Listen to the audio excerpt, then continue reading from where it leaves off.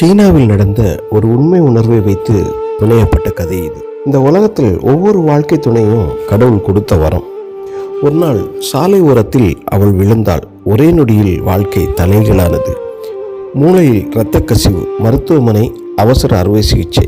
உயிர் தப்பிச்சு, ஆனால் உடல் ஒத்துழைக்கல. பேச முடியல, நடக்க முடியல. அவள் கண்களில் மட்டும் உயிர் இருந்தது. இதற்கு மேல் எங்களால் முடியாது என்று மருத்துவர்கள் சொன்னார்கள்.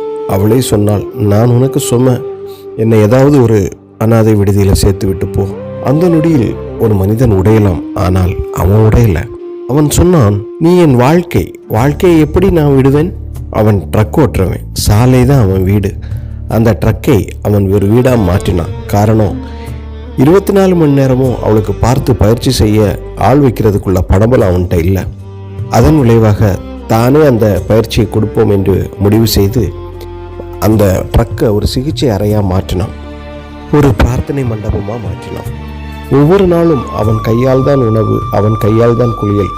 ஒவ்வொரு நிறுத்தத்திலும் ரீஹபிலைசேஷன். மழை இரவுகளில் கூட அவள் கையை பிடிச்சு தான் தூங்கினான். மக்கள் கேட்டாங்க, ஏன் இவ்வளவு சிரமப்படுறீங்க? அவன் சிரிச்சான், அவள் என் முதல் காதல். நான் சாலையில் இருந்தபோது என் குடும்பத்தை சுமந்தது அவள்தான்.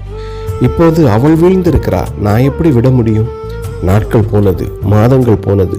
அவன் தோளை பிடித்து அவள் நின்றாள். முதல் அடியே வைத்தாள்.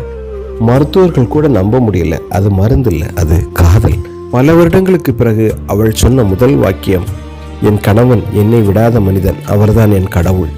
சில உறவுகள் ஒப்பந்தம் இல்லைங்க, சில உறவுகள் வாக்குறுதி இல்லை. ஆனால் உலகமே விட்டுடுன்னு சொன்ன நேரத்தில் ஒருத்தன் மட்டும் நான் இருக்கேன்னு நின்னா பாரு, அதுதான் திருமணம். கணவன் அமைவதெல்லாம் இறைவன் கொடுத்த வரம். சில பெண்களுக்கு கணவன் தான் தேவதை.